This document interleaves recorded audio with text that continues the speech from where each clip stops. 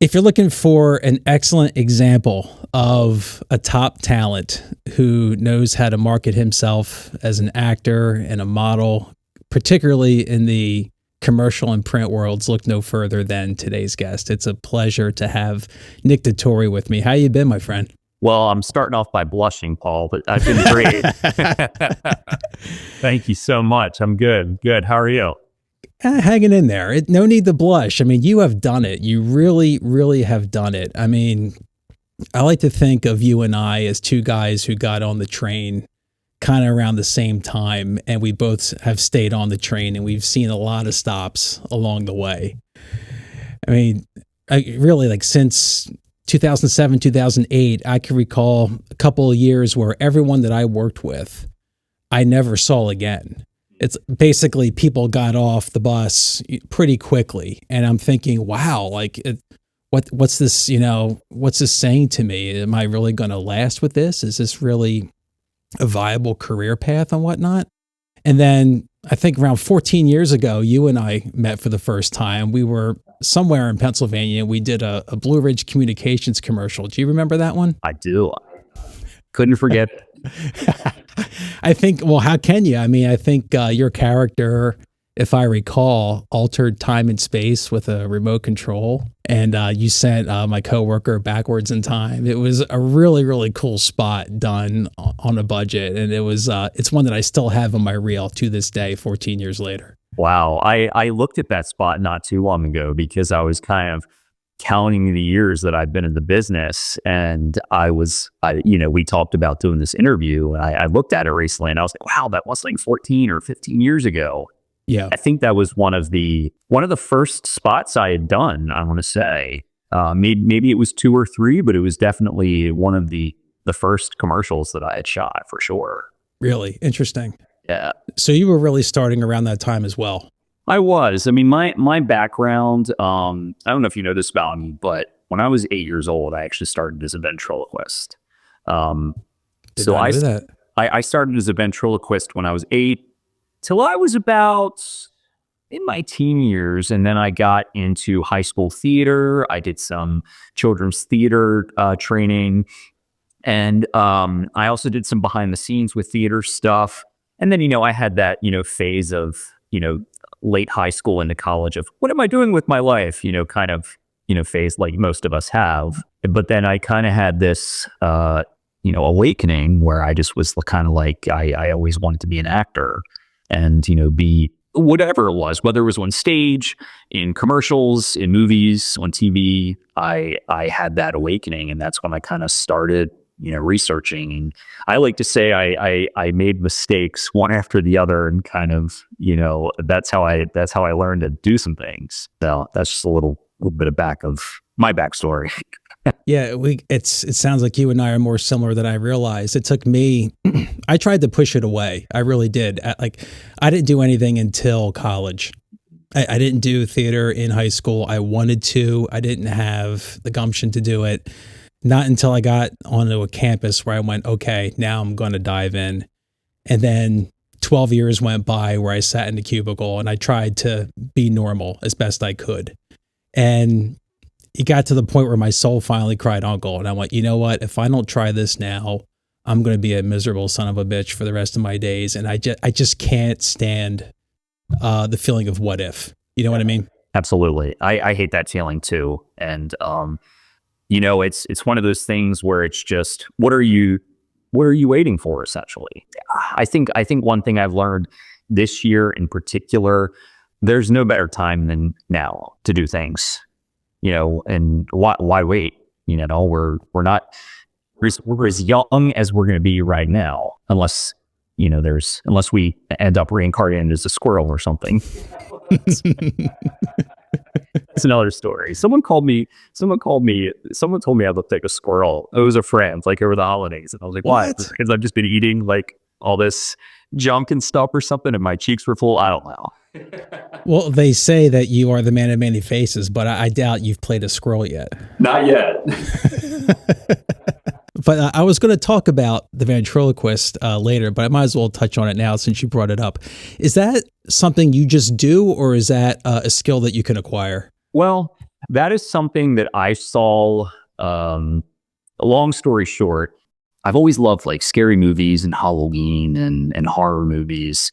And I'm sure you remember the Goosebumps books from way back when, which are still, being turned into TV shows and movies, to this day with the franchise. But, as a kid, those books were like a very prominent part of my childhood. And one of them in particular was Night of the Living Dummy. And that particular book then became one of the episodes on the show, and I was just like enthralled by like the fact that someone can take this puppet and make them talk, with themselves. So I was just utterly intrigued with it. And I said to my parents, I was like, I really want to get one of these. I really want to try it. So back then, growing up in Baltimore, there was actually a handful of magic shops around the city, which I feel like is a rare thing to find a magic shop these days, where we're talking like vintage magic shops. And there were a few around the city. And my first dummy was a Mortimer Snurd dummy, which is like a way back, 1950s probably kind of dummy. And he was plastic. The only thing that moved was his mouth. He was a plastic dummy. I think his hair was plastic. He was kind of like a stuffed body, like a stuffed animal. So I used Mortimer for a couple years just to kind of get some things. And Alan, I watched some videos that the great ventriloquist Paul Winchell used to do, and I learned how you have to substitute some vowels with other vowels. I'm sorry, consonants. Like I'm really jogging my mind here with some English rules. But like for instance, the letter B. If you go and do try to do your ventriloquism, it's just kind of B, and you're kind of like, what is he saying? So I learned that you got to use like D, like boy, and it's substituting like a D for a B, stuff like that. It's just kind of stuff I learned. So I practiced it over time, and I got really good at it. And then I said to my parents, I want to get a better dummy. And so I ended up getting like a, I don't know if I still have him. He's in the next room over here. Maybe he'll make an appearance at some point in this interview. I got another dummy, and I guess he's more of a porcelain kind of ceramic. So he had hair, and his eyes moved, and his mouth moved, and just a much more professional dummy. And then I started doing talent shows, and I hosted my brother's high school talent show one year with my dummy. So it was practice. I feel like with all talent, and I feel like you can relate to this. I feel like with all talent, you are just naturally talented, but that natural talent, of course, comes with sharpening that pencil. Kind of one of those things, when you don't use it, I don't want to say you lose it, but you scale back, if you would. So, but I mean, since then, I've auditioned for several films with my one dummy. I actually did a commercial campaign a couple years ago for BurgerFi. We did a commercial campaign and a prey portion, and that was a really full circle moment for me, to be honest, because I felt like this is what I started at, and now here I am on a professional set with a professional crew filming this campaign, this huge campaign. It was just a very like surreal moment for me. I didn't realize that you had this skill until I saw the BurgerFi commercial on your reel. Was that the first commercial you did as a ventriloquist? Yes. Wow. I got to imagine that the selection for the client was pretty low. I have to imagine. Yeah, I mean, it was there were a number of people auditioning, but I showed up with my dummy, and I don't think that everyone had a dummy. And I keep saying dummy. I feel like I should be saying junior. That's his name. Like it's like I'm talking like it's like I'm talking about one of my good friends, and I'm calling him a dummy or something. It's also an adjective, right? Too. Nice. Eventually, your special skills are going to find their way into a gig. Like for me, all I have is just I could swing a golf club half decent. I've seen your commercial. The golf. Yeah. I'm still high off that one, my friend. But you know what? I think you've done more golf commercials than I have. I really do. I'm like, damn, Nick did another one. It's kind of cool. There's a difference though between I can swing a golf club, but you've maybe just seen me on a golf course. Right.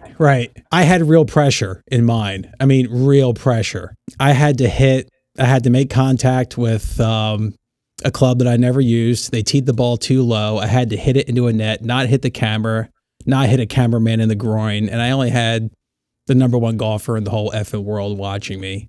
And I had to hit a putt with another pro watching me. I'm like, no practice. I was, thank God they threw this on me in the moment, and I didn't I didn't know the parameters before I got there. So I would have, been sufficiently worked up and had a panic attack, before the fact. But still, like it's nice to know that whatever special skills you have, they do come into play at some point, and they vault you in a way in the casting process.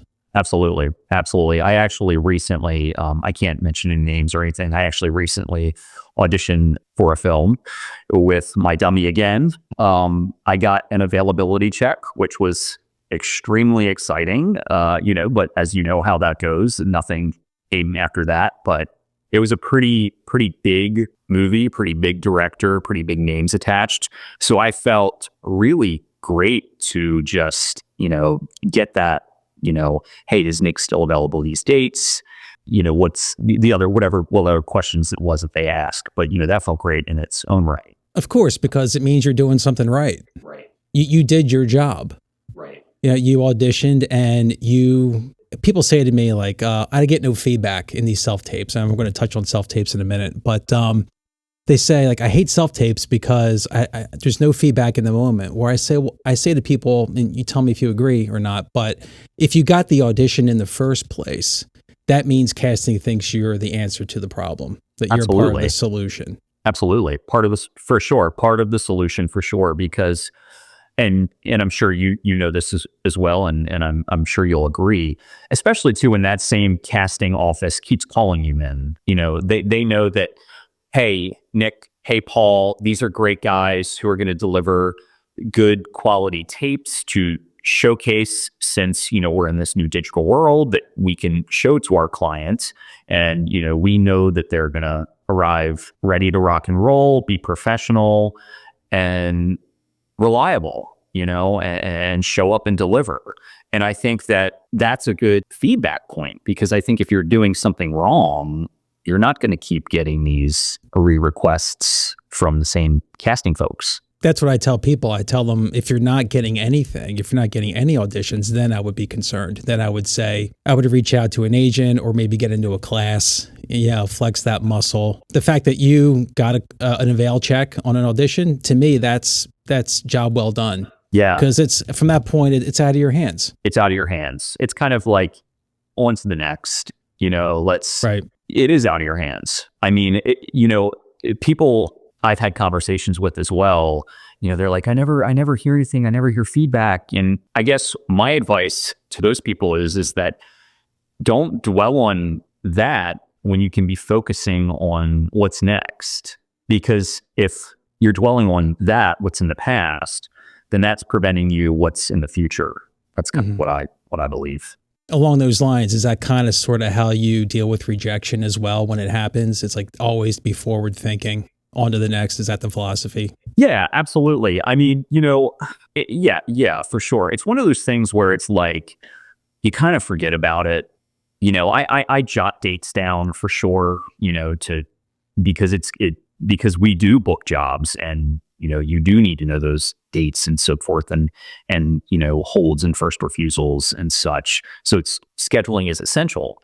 However, when you're auditioning and let's say you have 5 self-tapes and you don't hear from any of them, it's just, all right, well, let's go on to the next 5 or the next 3 or whatever it is that week or day or month or, whatever it might be. Yeah, just kind of, I feel like a momentum of going forward, because like you mentioned when we first started this interview, back in 2008 or whatever year it said you was, so many people you said you didn't see again. And I can relate to the same thing. And you didn't see them again because they stopped auditioning, or maybe they moved or whatever reason it might be.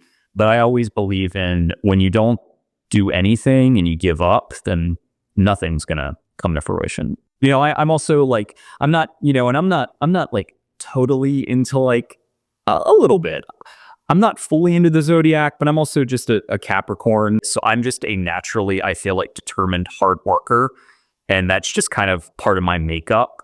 And I always have this kind of like, well, if you stop, then you know the answer, nothing's going to happen. There is that logical side to it all. Not taking action means no result in any walk of life, right? Right. Absolutely.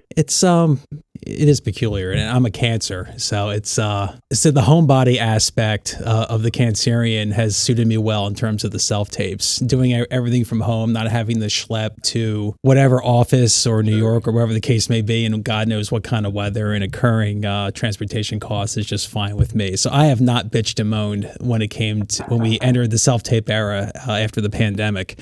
But speaking of self-tapes, what's your MO when it comes to taping? Are you as few as takes as possible, get it done, see you later, or as many takes as it is necessary for you? I think it's one of those things in my training that I've done.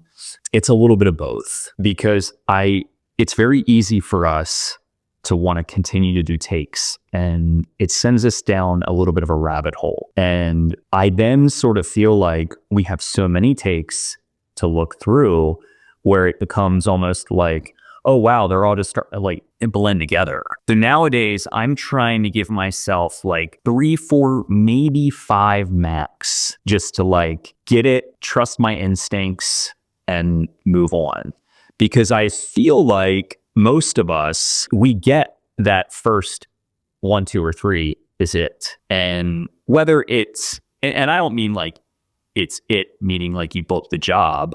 I think that, guys like you and me are talented enough that in those first 3 takes, we got sort of part of the solution, if you would. That's just, my sort of theory.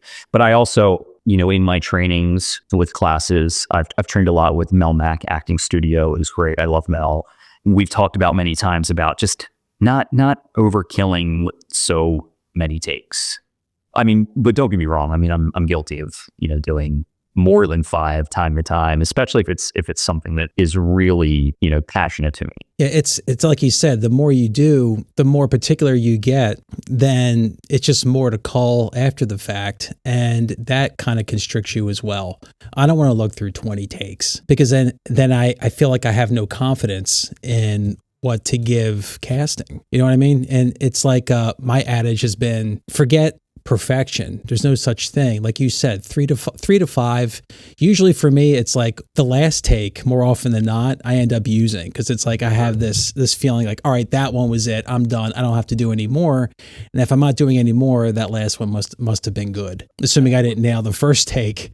And it's about landing in the ballpark, I think, rather than being perfect. Because if you're in the ballpark, you're going to get the call back anyway. Absolutely. Because I also think that imperfections is life. And sometimes those imperfections really work out to your favor. You might miss a word, you might mispronounce something, you might forget a word or two, but I think as long as you're getting out the idea and the story or the product, I think that you're in the ballpark. Right. You have to, again, it's not about perfection, it's about being human, and that aspect of perfect imperfection, if there's such a thing, that hopefully translates to the client and casting. Absolutely. Because I mean, like you said, nothing is perfect. No, of course not. And how often have we thought we laid down a perfect audition and then it completely changes when we get to set? Yeah, if I look at the words and the actions in the audition and I look at what came out in the wash at the end, it's like we're just reacting to whatever the director and the script is dictating. How many times have you done an audition? I feel like this is maybe a little bit more when things were in person, but how many times have you left an audition, you're like, gosh, I was terrible. I bombed that audition, but then you get a call back. Or every time. It's, let's be honest here. Like I walk out that door and I feel like I just got spit out of a tornado. Really, it's like, what the hell just happened? And you got 20 thoughts going in your head. Oh my God, how did that go? Did they like me? Was I good? I sucked. I'm horrible. What am I doing with my life? Maybe it wasn't so bad. Nah, it was pretty bad. They're never going to call me back again. This is ridiculous. Oh God, I could have done it that way. Blah, blah, blah, blah, blah. And it just goes on and on and on. And it never ends. No, it doesn't. And that's kind of, I guess, when I say forget, that's kind of, I'll see things and I'm like, oh, I auditioned for that, or I see this commercial, I'm like, I auditioned for that. But it's kind of like, that's the forgetting. I'm trying to move away from that mindset of like, do it, trust my instincts, trust my, natural talents, trust my essence, trust who I am, and on to the next, Right. That's all it has to be. And along the lines of commercials, I mean, you and I, being predominantly regional actors, our bread and butter roles are in commercials and in print.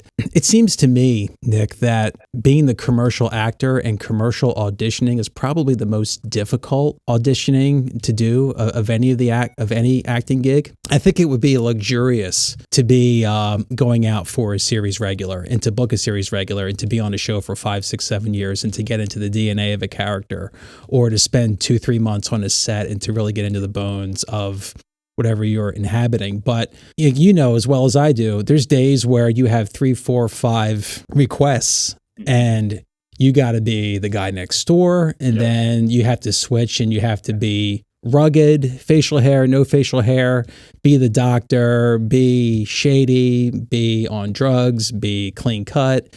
And we always have to be like a Swiss Army knife. We have to be anything at any time. So do you think that along those lines, that being a commercial actor and auditioning for commercials is probably the hardest thing to do? I feel like that with film and TV, I feel like you can fill those nuances a little bit more with your own personal essence. I feel like with commercials, you have to hit like every mark that really brings that 30 or 60 second or whatever it is now, because, a lot of commercials are digital as well.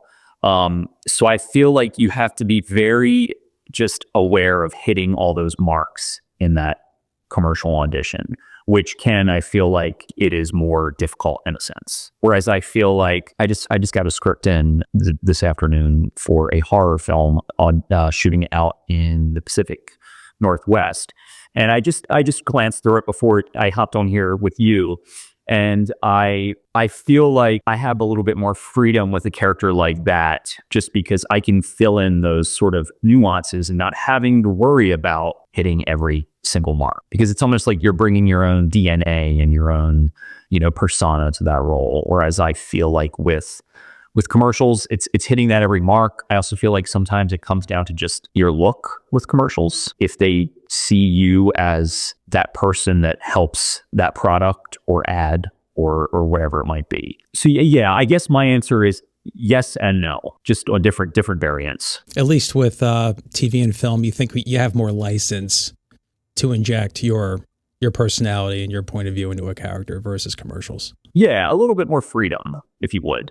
Whereas I feel like with commercials, clients have maybe a little bit more of a specific tone, idea, look they might be looking for. And I just feel like with film, TV, you have a little bit more freedom. No, it's a good point to consider. But as far as commercials and print go, you have been, like I said at the beginning, honestly, and I mean this, I think you're the first best example I can think of all the actors in my orbit who have really succeeded in the medium. I mean, it's a combination of obviously your work ethic and your look. I mean, they don't call you the man of many faces and the chameleon for nothing. I mean, all people have to do is go on your website and look at your portfolio. You are the guy next door. You are the medical pro. You can be silly, you can be shiny, you can be sinister, and then you can be, when you don't have your dummy with you for a burger ad, then you can be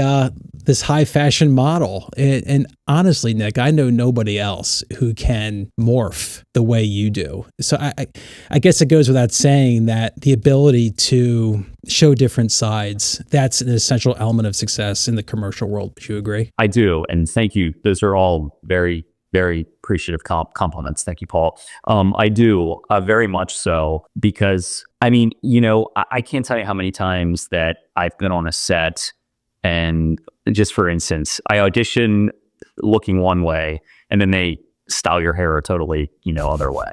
And I'm like, I don't even look like the guy that I, auditioned as, or they throw glasses on you, or they change your wardrobe, and, they're, and you're there to solve their problem and be a solution, and are there times where I'm wearing clothing that I wouldn't normally wear? Of course, but that's the whole point. They're molding you to fit their need. Yeah. So absolutely. And again, it really is a testament to the last 15, 16, 17 years of your work. I mean, if anyone needs an example of a first-rate commercial reel, all they have to do is look at yours. I am blown away by what you have been able to produce. And of course, that's indicative of the amount of work that you've done. But you put it, you fashioned it and edited it in a way such that how can you not be considered, for roles? My God. I mean, if commercials have been the predominant thing that's been available to guys like you and I for the last decade or so, you have embraced it, and you have really embodied a number of looks, and it translates into bookings and success for you. So hats off to you, seriously. Appreciate it, sir. Thank you so much. As we get into the business of it, I really want to get into the meat of how you market yourself. And I was really amazed to see the wide net you cast in terms of your representation nationally. You have agent representation here in the Northeast, in the Southwest, along the Mid-Atlantic, the Southeast, and I have so many questions. The first off is, what's your policy business-wise? Since you have such a wide swath nationally, do you have to make money on every job you go out for, regardless of where it is in the world? Or are you willing to break even? Are you willing to lose based on what kind of job it is? What's your stance on that as far as dollars and cents go? I would say that at this point in my career, I mean, of course, it's great to make money. Don't get me wrong. We all know that, and that's why we're all in business. To make money. However, I have different variables. If, let's say, I'm working with a new agent and they have a client that they really think that I should meet, you're entering this partnership, and partnerships are based on trust. So I did a job out on the Pacific Coast about 2 years ago. And the rate was like lower than what I truthfully wanted to go out for. However, that job, I believe, got a renewal. So it ended up being a good thing to do. And that's kind of another thing. It's like, you don't know. I mean, you don't know what it could turn into.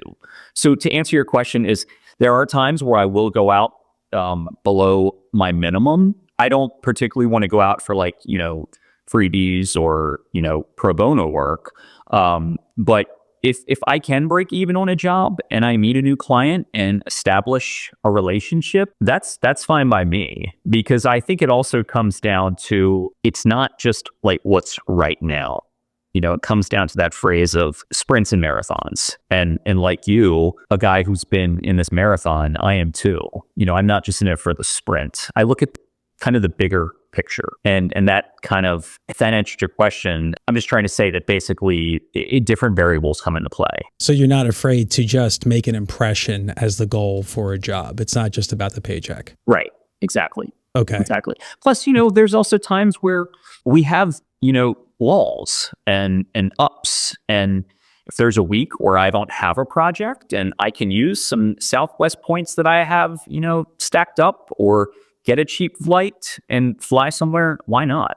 And pop into that agency's office if they are in an office and not working remote, Right. That's reality too. But that's also, just something, it's a business trip, and I treat it as such. That was my other burning question too. I mean, does the strength in the numbers in your representation nationally translate into you always having an audition to do?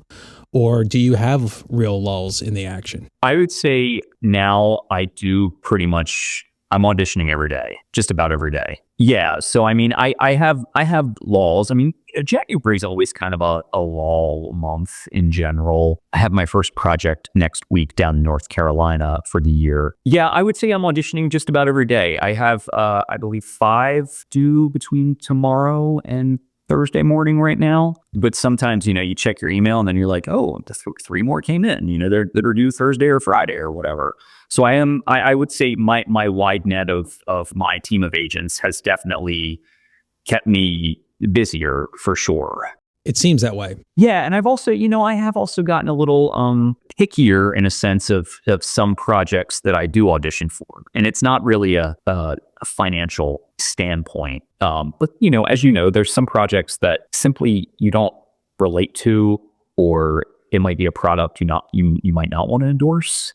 Right. So that could always come into play as well. But yeah, I'm generally auditioning pretty much every day or at night if I'm on a booking, or in a hotel room if I'm traveling, which can be a little bit of a cluster. You're rearranging the room to get the bare wall. I have just I have you at my studio right now, so I have you on the 5-foot tripod, but I have like a little travel thing that's like this high, and I'm like, gosh, I gotta stack a chair and then a table, and it's just a little chaotic at times in hotel rooms self-taping. No, it can be. But yeah, I hear you though. Like I've heard my agent has said to me, like, especially when you're just starting out, they don't say no. But if I'm being honest, maybe it's me, a product of getting older. Maybe it's me getting pickier or temperamental, but I have no problem saying no anymore to things that just aren't resonating with me. Yeah, I have said no quite often, and I'm learning not to feel guilty about that. Yeah, because I'm not at the point anymore now where I feel like I want to, bend over backwards. Like when I first started out, I was traveling to God knows where just to be an extra, on a show, just to get that experience. And I had the piss and vinegar in me, to do that, and I'm grateful for it. But, it's trajectories where it's that level of octane isn't in the tank anymore for me. It's like been there, done that, got those T-shirts. I'm not afraid to say no anymore. It's interesting to hear you say that as well. So I don't feel so alone. So I appreciate that. No, yeah, you shouldn't be. I mean, it's kind of one of those things where, I've always heard that us as actors are supposed to be fearless. Have you ever heard that? I'm sure you have. And sure. I feel like, if you want to say no, no means no, and for whatever reason, and, I generally do like to give a reason, whether, it's too far, or the rate's not really worth my while, or it's not a project I'm interested in, or you have a conflict, or you have a personal conflict, or a business conflict, or whatever it might be. But I think it's okay, and to touch on your what you just said as well. I remember back in the in-person casting days. I mean, there were times where I would drive down to Washington, D.C., almost 2 hours south of me, depending on traffic. It could be 90 minutes, it could be 2 hours, it could be 3 hours. And then I had to, arrange somehow to get that audition in. And then I had to get to Philadelphia in the same day. And I look back at those days where I would, drive to DC and then drive to Philly, or drive to New York and then drive to Philly. And I don't know if I have that in me anymore either, because I don't. it's tiring. Yeah. And people don't realize hard work goes in, behind the scenes.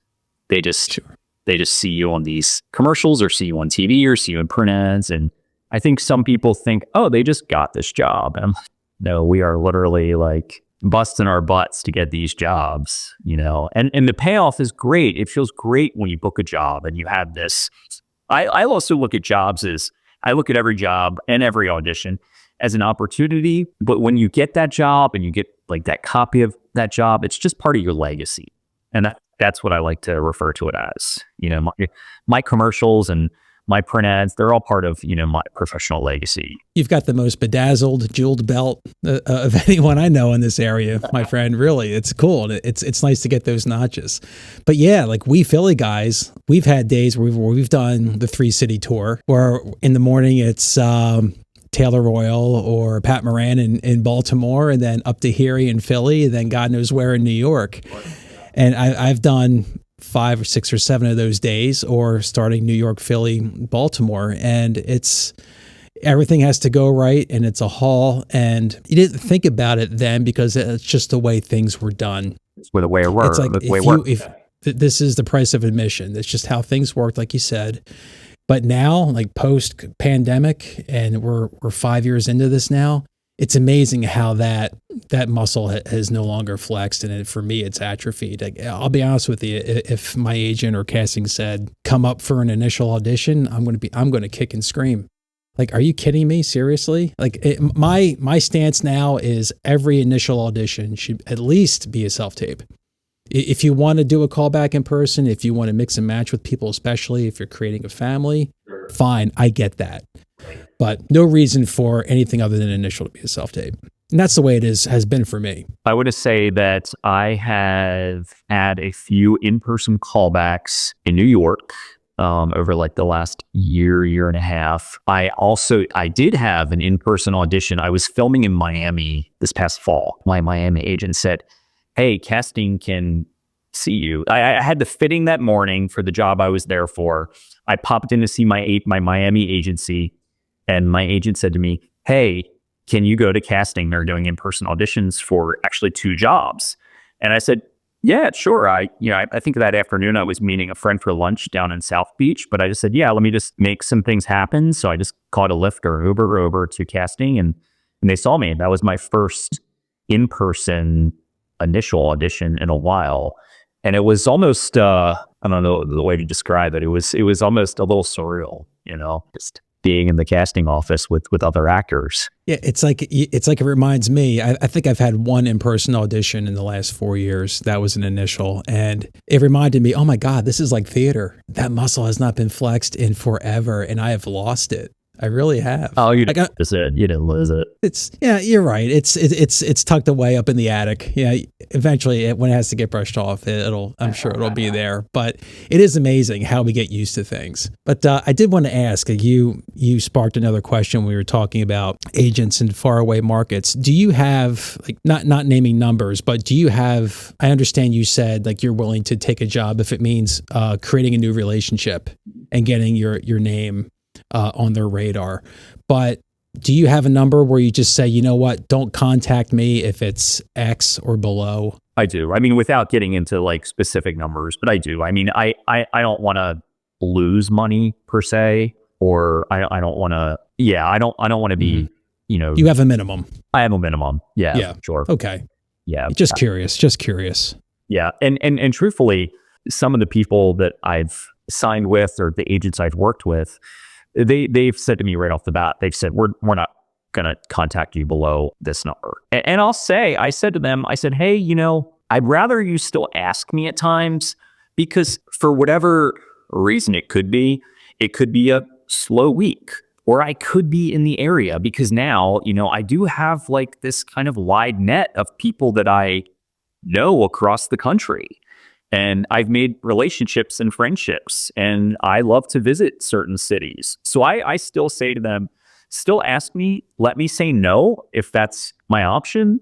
But some do say, like, we're going to contact you for XYZ amount and above. Yeah. So they at least have that understanding, and they're cool with that, knowing where you are and Absolutely. where they are. Absolutely. And, okay. And yeah, I mean, I'm willing to, like we already touched base on, I'm willing to consider a project for, that longevity of that relationship, but it still has to make sense. Of course. And it has to make sense. And the higher the number of remuneration, you have to think that more people are going to be in the mix. And it seems that, like in your case, with having such a wide net of reps, it's indicative of how at least the commercial and print worlds now are no longer just a regional game. No. It's not just Philly, Baltimore, New York. If you have a $3,000, $4,000, $5,000, $10,000 job, you're competing nationally for these gigs, right? Absolutely. Yeah, you are. I mean, my job next week's down in North Carolina. I guess what I say is sometimes I consider myself local up to like 4-hour radius, 5-hour radius, but it's just one of those things now where I've had to reach outside of Eastern Pennsylvania and Maryland and New Jersey and the Baltimore and the Maryland region in DC, because I've also noticed certain regions post-COVID just they're not as busy as they were before COVID. I mean, I still get work in whatever, regions I can, and if something's filming. But I'll just say, for instance, I mean, I feel like the Washington D.C. region specifically, I used to be so busy there. I feel like it's really kind of taken a little bit of a slower turn. Interesting. And that was going to be my next question. Like I can only speak to, the Philly, New York, Jersey, Baltimore area. You could speak to a wider swath of the country. Given the last year or two, what's the state of the health of the industry in your estimation for the jobs you've gone out for? Are you auditioning? Is the auditions nationally, are they still pretty regular? Are things dipping? Where's your sense of the barometer in terms of your audition ratios? And when you say nationally, do you mean like a national ad, or do you mean like just auditioning? Or as an average, were your 2024 audition numbers roughly the same as the last couple of years? Have they dipped? I'm just trying to get a sense of the quote unquote health of opportunities. So I feel like that this past year, my auditions definitely increased for sure, and that being that I do have a wide net of reps definitely has helped. I've also been working a lot more in Florida. I think this past year, 2024, I keep saying this past year, but I mean 2024. I want to say I was down in Florida maybe 5 or 6 times. And to me, like, being, living in Maryland and New Jersey and working in Florida, I mean, I thought that was a pretty good ratio to be down in Florida on bookings for, a year's work. So yeah, I do feel like that certain markets are still rocking and rolling. I think that, I still tell people, Philly is still a great market. But I'll tell you, for instance, was it maybe 2023? Philly was a little bit of a slower year for me. And then I was busier in like New York, for instance. Mm-hmm. And then I feel like maybe 2024, I was a little slower in New York, but busier in Philly. Mm-hmm. Then busier in other. It ebbs and flows, as you know. Sure. And so there are mood swings in your estimation still. Yeah, for sure, Yeah. for sure. Sure. I don't think that's I don't think that that's ever gonna be something that remediates. I think it's always going to be. Plus, also too, there's only so many clients in XYZ markets where your face sometimes can be in so many ads. And it takes time for those ads to rotate. And then some clients might say, all right, let's bring Paul back into the mix or bring Nick back into the mix. They haven't been in a ton of ads. I've seen them on TV and or digital in Philly or Baltimore or whatever it might be, if that makes sense. And I've definitely had conversations with my agents about that. Like, hey, last year was super busy. This year's been kind of what's going on? And they're like, don't worry. This happens and things take a turn. There are swings, but it's nice to know that you're increasing and that the state of the health, at least commercially print wise, is still very much high for you as Absolutely. It relates to everyone that has an eye and an ear out for you. Yeah. And I don't think that I like to believe that, people still want to see people in ads, actual people, because I know that there's this fear of AI and I get it's a legitimate fear, but I think that ultimately people still want to work with people. They want that human interaction. There's creatives that want to produce, they want to create. And I really don't think commercials and print are going anywhere. I hope not. I hope not, at least in the short term. I hope that, I've said this before in other episodes, I hope we're on Social Security by the time it really takes over. I really do. But it's going to be very interesting. I don't know if you've seen the latest demo examples from Google, but my God, does it look pretty damn good. Oh, geez. Oh, my God. If you go on YouTube and look up Google VEO 2 samples, it's going to blow your mind. Oh, wow. Because it is, I would say it's 90 to 95% there in terms of the photorealism of the humans. I want to think positively, and at the same time, I can't help but think that if this technology is already existing, my guess is that the first domino to drop will probably be stock footage, because that can be, the text prompts can be very simple. You could really fine tune what you want it to be. And then perhaps, non-speaking commercials Whether or not consumers will bite for AI created work, I don't know. Maybe at some point they ultimately won't care, especially if it looks photorealistic. Right. But I can't help but think that everyone below the line, everyone who's working in our industry will care. Because I just pray to God it really doesn't put us out of work. The analogy I say that I always allude to is that years ago I would go to work and I would on the Pennsylvania Turnpike, that would be my commute, and I would get off at the Valley Forge interchange, and there was always 12 to 15 toll takers there all day, every day. And today there are 0. And technology took them away. If the studios and if industry can make the sausage for less and make it look just as good, and if creatives can really fine tune their work without the pain in the ass factor of insurance and electricity and trailers and actors, then I don't know. I really don't know. But for the time being, it's nice to know that there still needs to be a mark for us to hit, and they need, someone to pull focus and someone to capture that image on the card. But it's really going to be interesting to see what this conversation leads to in 2, 3, 5, 10 years from now. Yeah, I mean, all we can do is hope for the best. A lot of people finish that phrase with "prepare for the worst," but I'm not gonna say that. I just think we can hope for the best, keep doing what we're doing, because there's so many people at stake. I mean, it's actors, it's makeup artist, it's wardrobe stylist, it's agents, it's casting. I mean, the list goes on. Props people, just other stylists for whatever it might be, food stylists. I mean, the list goes on. So, let's just hope for the best and see what happens. I mean, that's really all we can do. It's kind of one of those things that it's out of our control ultimately. Unless we can come up with some sort of, union against AI. Who knows? I don't know. Mm-hmm. No, they're trying now. I mean, they're trying to put lines in the sand. They did that, I think, during the last actor strike, and I'm sure that's going to evolve every few years when the contracts get renewed. And they've talked about ultimately the studios pushing and marketing customization to the consumer, where it's create your own content. Just speak it into the remote and there it is, voila, and you can pick from any actor you want in our library, right. Or you could put yourself in The Godfather. The possibilities are endless, that kind of thing. I think that's the ultimate goal for the industry. It's why make the movie, why make the show when people can just create what they want to create and they're going to watch it and then it'll be on our platform and we still make the money. Right. So who knows?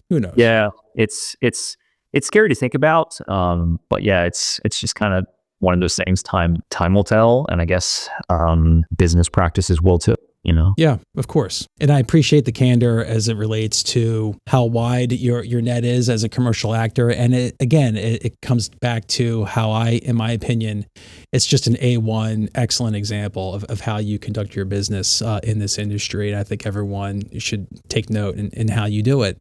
And again, I appreciate the insight into that part of the world. I would be remiss if I didn't mention for all of our Hallmark Channel fans out there, you did a Hallmark movie. I did. Love in the Limelight. You were this prickly reporter. What was that like? It was incredible. I mean, it was so, the Hallmark folks were just so efficient. They were so great to work with. And it was surreal. I mean, it really was. I'm still kind of pinched myself. I shot that in 2022. Hallmark works very fast. My scenes that I shot, I was a supporting role and I had a nice chunky role. And, once they got what they liked, it was on to the next. I was kind of like the antagonist of the movie in a sense. I played this sort of villain is kind of a light word for maybe for a G-rated film. Yeah, right. But I was kind of this not great scheming reporter that kind of was the catalyst for the conflict of the movie, which sort of made me kind of the villain, if you would. But it was very exciting. I shot that in Salt Lake City, and I'd love to get some more under my belt. So efficiency is the word that comes to mind when it comes to Hallmark production. Absolutely. They were, Okay. it was just very, very efficient. They were very poised, prompt, professional, aligned. They really just had it all together. It's nice to have those opportunities that are a bit out of the norm. You know what I mean? Because like always, you and I both know that it's always a rare day when we get that TV or film opportunity, but those are the days that we particularly treasure and cherish when they do happen. Absolutely. And you've done some TV and film work as well. You had some roles, and what was the show again? Remind me. Banshee on Cinemax. Okay. Yeah, that was a recurring guest star. Yeah. That's awesome. That's awesome. I mean, those are the ones people ask me. Aren't you gonna get more? It's it's easier for people to say, aren't you gonna get more film and TV work? I'm like, well, I'm trying. Yeah, we all are. Yeah, right. It comes down to, I really do think I think there's luck involved, and I have this debate with friends about the element of luck, but I do think that, with the help of your agent, the roles that are meant for you will find you. And I think the only reason why I booked that Banshee recurring role was not because I fit the physical specs, but I think somehow during the audition, the subtext of me got through as well. So I was hitting every mark. And my role was a wet behind the ears, manipulated young lawyer, young district attorney who was terrified that if he did the wrong thing, he was going to be murdered. And it was my first big legit role. So I was terrified. I didn't have to hide that when I was on the set. It actually worked for the character. Worked to your favor, right? It did. They didn't have to give me fake sweat. I provided my own sweat. I just allowed the nerves to show, and it worked beautifully for the character. So I think that's the only reason why I booked the role, is because I was terrified to audition for it to begin with. Well, it's incredible, and it goes to show that sometimes use what you're feeling in real life for that role, because whatever it is, you embody that role, and your essence and your being led that. Yeah, and I think that's the key to booking legit. It's not just meeting the physical specs, but you have to somehow, exude that mindset of the character. You have to somehow get that across in terms of the vibe. And if you can do that, I think your chances of booking go up exponentially. I agree. Like, it comes back to people saying, aren't you going to get more film? Like I said, I'm trying. I do find that film and TV is a tad bit more competitive. Would you agree? Would you say? Absolutely. Oh, absolutely. It feels like a door that's always locked. It's no matter what I do, it feels like you can nail the audition, but sometimes it gets revealed to me that, oh, it was just a courtesy audition. Like, you never really had a shot to get it to begin with. They went with Mr. and Mrs. Name actor for that, but they just wanted to see what was there. And that's the only rub, I think, regionally, is that we pine for these 1 or 2 line co-stars very infrequently. And that's been the reality, at least for me, and I'm sure for a lot of other regional actors as well. It just comes down to, what is that barrier? What is that horizon that you have to get over to get into that realm that we see at the award shows, and the people who get to lead the big films, and they get to have that trust of whoever is bankrolling it, from whether it be the studio or the production company, whatever the case may be. How do you get to be the Ryan Gosling, the Sebastian Stan, the Rock? I love, that's why I love biographies, and I love trying to connect the dots of these people. But so very, very rarely, Nick, do I hear those dots connect, from when they were nobodies, when they were, pounding the pavement, to when they suddenly got big. Case in point, Glenn Powell. I just realized that he was in The Dark Knight, The Dark Knight Rises, or one of them, the one with Bane. I'm sorry, forgive me, Batman fans. But he revealed that he auditioned for it, or he had 3 or 4 callbacks for a role that had no name. And it was basically like a 20-second spot, 20 seconds in the movie. He went for it like it was like a major job. And who knew? Because he booked it, and then how many years went by before Top Gun came along? Right. So the stories are there. Maybe 10 or so. Yeah. God, at least. It's So like, I really wonder, like I wonder if it really is luck, if there's some proverbial showbiz god, or executive that just goes, okay, you're the lucky one this year. Congratulations. right. Or if it really is hard work. Maybe it's a combination of both. I'm not sure. You just made me think of like the claw machine at the arcade that like comes out and picks or it drops. You either get it or you get out, or you don't. It gets dropped. That's it. Yeah. Hopefully we'll be able to answer that question ourselves one of these days. That would be great. I hope so. I hope so for the both of us. Absolutely. So to round it up, Hallmark Channel, hundreds of commercials, national, international, live events, voiceovers, body part modeling, name it, you've done it. Is there one particular type of role that you enjoy more than another? Is it the modeling? Is it the commercial? Is it the live stuff? Is there, what's your preference when it comes to a particular job that you enjoy? So I rarely do any live work anymore. There is still that work, and once in a while I might, take one of those gigs. I really love being a funny guy. I love comedic commercials. I think that I really feel like I'm in my element. I have some freedom. The production has put their trust in me to deliver, whatever it is. I love comedic commercials for sure. On another note, I would absolutely love to do I don't necessarily want to say like a big franchise or a big Hollywood production, but I'd love to do like a horror film. Okay. I have a script for one, fingers crossed, but I would love to be like in the Halloween franchise or Scream or I Know What You Did Last Summer or Friday the 13th, one of those. I think that would be incredible. But I love it all. I love the difference that each job brings. I love to do a commercial. I shot a commercial just in December down in Florida. I'm not allowed to say what it's for yet, but we were shooting outside on a golf course with a group of friends. I loved that. But then I loved that a few weeks later, I was playing a nurse up in upstate New York, and we had a snowstorm come in.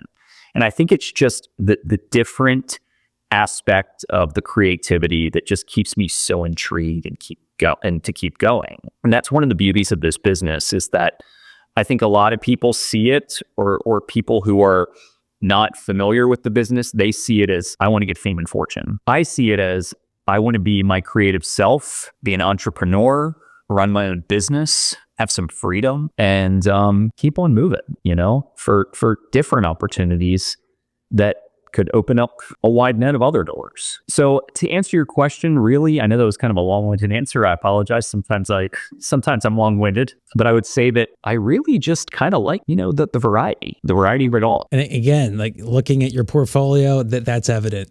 That's obvious. It really is. It's not a story. It really is evident to see that you enjoy every aspect of it. And it's nice to be a chameleon, for sure, and to be able to inhabit all of these different types of characters and to make them feel believable. So I think it's nice to know that it's not just one particular thing that turns you on. It really is the breadth and depth of the entire experience, and whatever audition happens to come down is what is going to be intriguing for the most part. Absolutely, yeah. It's just the industry as a whole has always kind of captivated me, and cool. Has always just intrigued me, and it's all under the same umbrella. Because how many big celebrities do you see now doing commercials? Yeah. And it ticks me off. It's less work for us. I bitch and moan about it, Nick. It's like, oh, Steve Martin and Martin Short have to do an ad for Wells Fargo. Right. Like, seriously? I mean, or Michael Rappaport's got to do a mustard ad. I mean, seriously? Like, maybe he does, but you know what I mean? But some of the upper echelon guys who are coming off a series, I'm like, seriously? Does it have to happen? Really? It gets my goat. It just comes down to, though, you never know who on that crew that you're working with on a random hand modeling gig for whatever might be a producer for XYZ film that's in the works, or XYZ television show or web series, or I know now there's these vertical, things. Yeah. You just never know. And I just think that's why I like it all. I like meeting different people. I like making connections. I like creating opportunity for myself. And it comes down to creating artwork, creating opportunity for yourself, and good work ethic, and enjoying what you do. And that's one thing that's kept me going, is that I enjoy it. It's obvious. I mean, I think you've really found your calling, my friend. Again, it's a very impressive portfolio that you show off. And it just speaks to how much you have worked over the last, decade plus. Again, just continued success, keep at it. And it's nice to know that I have another compatriot and friend on the bus with me. It's nice to know that. I like to cap it off with wisdom pearls. So when you think about everything you've gone through in the last 15 years and being on different sets and the ups and the downs, and what's one or two pearls of wisdom that you've learned from the industry that you keep in your mind and live by? I think one is just, and I probably touched on this already, is just to keep going, simply because Rome wasn't built in a day. I know it's cliche. We've all heard this saying, and another thing just to piggyback on that is that this is a business just like any other business. It's your business. It's my business. It's this actor's business. It's that actor's business, that model, this pen model, whoever it may be. And any business needs investing. It needs dedication. It needs time. It needs nurturing. It needs all the things. And when people say to me, how do I become an actor? How do I get in the business? Well, do you have time to sit down? Because there's a lot we can go over, because it's not just a one sentence answer. It's not a brochure, it's a book. No. And that's another thing. It's a trial and error business. Yeah. It's a trial and error business. And you got to try things. They might work, they might not, because we don't have a handbook. Like you said, there's no brochure. There is no written guide on how to be an actor. So if you don't try, then you got nothing. I hear you. And ultimately, I think if we can break it down as simply as we can, if you don't love it, you're going to get off the bus. You're going to get off the train. It's true.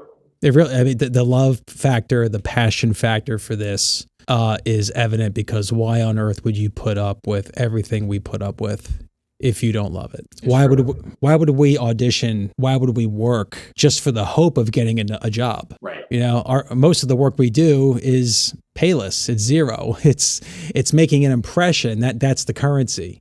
Getting seen, getting your talent seen is one thing. Getting the job is the other. And again, I've repeated myself many times in this conversation, but you've done it. I have no doubt you're going to continue to do it. And I sincerely hope that one of these days our paths cross again. I know it's been a minute since the pandemic, but it's a small world still. So let's get a few gigs in while we can before the robots take over, shall we? Absolutely. And I know I saw you a couple years ago. I just wanted to say this too. I saw you a couple years ago. I feel like this was probably just before pandemic. I think I saw you and Davey Raffaelli on a set, and I said to both of you, yeah. I said to both of you, I said, I know that we're three guys who've kind of come along in this industry like around the same time, and we might be auditioning for the same things. But, and I truly mean this, that if I don't get a job, but I see that Paul gets it, I'm happy for you, because I know you are working just as hard as I am, and you deserve it. And I just want to let you know that and remind you of that. Thank you, my friend. Thank you. That means a lot too. We were in Harrisburg, I think, doing some industrial for some government industrial. That was the last time. So yeah, it has been a minute for sure. Something we're probably not allowed to talk about, right? Who the hell knows? God, a blur. Like, why do I remember that? I don't know. I didn't remember that an hour ago. I won't remember it an hour from now, but I remembered it now. Thank God. But always a pleasure to talk with you again. I hope I see you soon. And where can people find you online if they want to know more about you? You can check out my website, which is nicdetorie.com. That is Nick with no K. So nicdetorie.com. And you can also find me at Nic Detorie _actor model on Instagram. There you go, folks. If you want a first-class example of how to succeed in this business, look no further than Nic Detorie. I appreciate your time, my friend. Thank you. Thank you, Paul. It's always a pleasure.